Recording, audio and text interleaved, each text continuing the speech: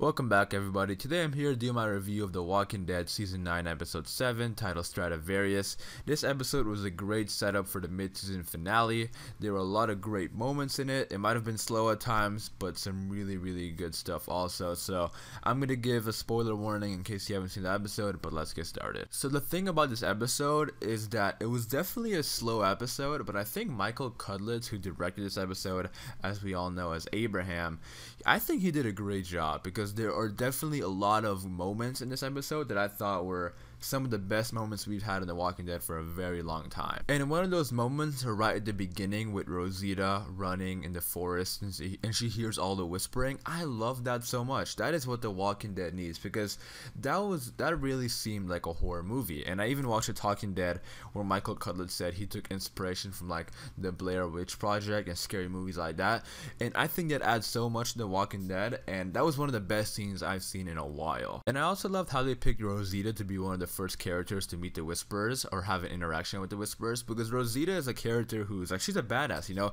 We don't really get like scenes where Rosita is scared and, you know, terrified and stuff like that. So seeing her that terrified and the verge of crying, like, that really shows how creepy the Whisperers are. And I loved how they picked her, and that whole scene was beautifully done. And another scene that I loved was when everybody was going to the hilltop and Connie stopped for a second and looked into the woods because she saw something, and the way that was filmed and it was all quiet and we heard Michonne's like very lightly say, what is it? Like, stuff like that is what I think Michael Cudlitz did an amazing job with the episode, because I was genuinely like scared while watching that scene, because I know there's a whisperer watching them. So that's what I mean when I say this episode was really well directed, because moments like that is some of the best moments we've had in a while, even though this episode might have been slow. And with The Walking Dead, episode 7s are usually slow because they are the setup for the mid-season finale, and this season in particular has had zero slow episodes. Like, each episode has had a lot of stuff going on, so we did need to take an episode for character development, and I actually think it did a favor for the show because we learned a lot about some of the characters. We learned a lot more about Magna's group, which I thought was awesome. We learned a lot about Luke and Magna, and I think their group, if you didn't like them already, they definitely changed how you feel about them, because we saw what happened to their friend Bernie. And it reminds us that even though these are strangers, they have gone through the same shit that our group has, you know? And Michonne felt for them. So I thought character moments like that was very important, and it was needed for an episode like this. And we also learned a lot about the Hilltop characters. For a second though, I thought Tara was the leader at the Hilltop, but then she said Jesus he got elected. But I want to know what happened to the Oceanside women. I don't even know if Oceanside still stands, because I always thought that Tara would be the leader of Oceanside, since their leader, you know, she died last season.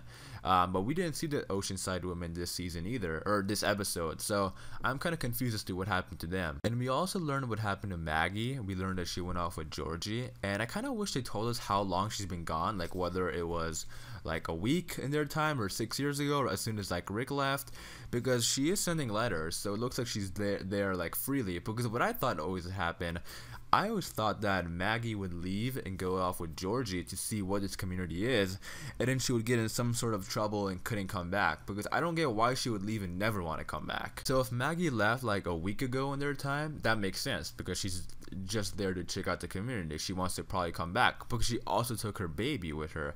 But if she's there for 6 years, then yeah, that's a little weird, especially since she's sending letters. Is she like just abandoning what happened to the Hilltop, or like she's just leaving her friends? Like, I don't get it.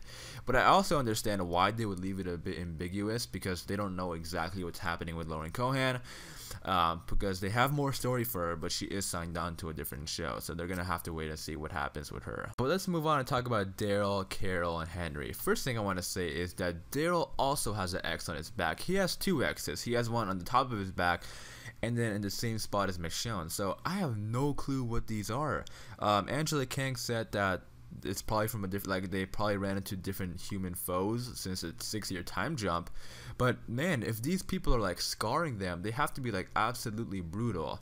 Or, I mean, it is a little weird though, because both their exes are kind of in the same spot as Rick's wound, but they didn't really see Rick, so I don't get if it's just a coincidence or what. But I am very intrigued in finding out what this is. Hopefully we get more information this week from like an interview or something. And we finally found out why Daryl's hair isn't as long as Carol's, because he's been getting haircuts from Carol.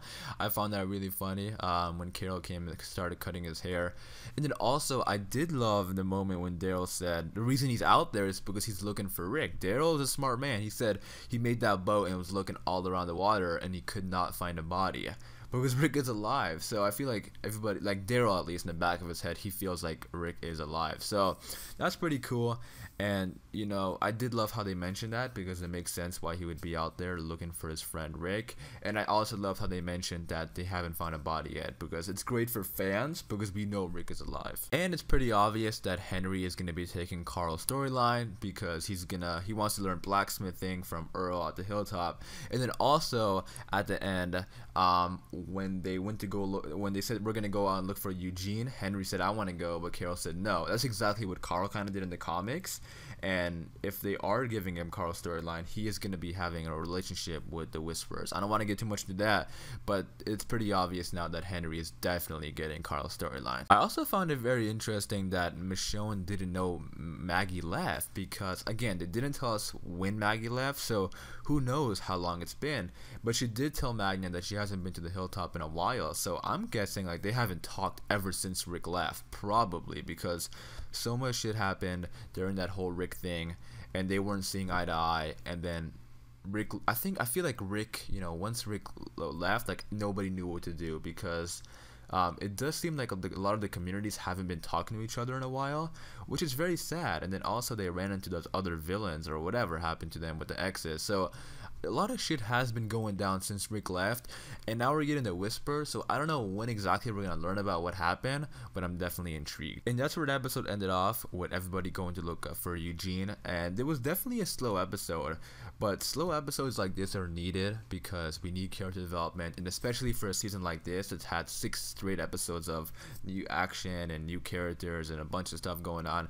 An episode like this was needed, and it makes sense for it to be episode 7 because the mid-season finale looks to be really big. But I still enjoyed the hell out of this episode, and a lot of that has to do with Michael Cutlitz and his directing, because there was a lot of great shots, a lot of creepy stuff, and a lot of great setup that I'm very, very excited for the mid-season finale. But for this review, I am gonna wrap it up there. I want to hear from you guys though, so in the comments down below, leave your thoughts and your reviews of the episode. I have more reviews coming out throughout the day, like my predictions and my breakdowns for the promos for episode 8 and the sneak peek breakdown. So, and then obviously I have videos coming out throughout the week. So if you are a fan of The Walking Dead, be sure to hit the subscribe button.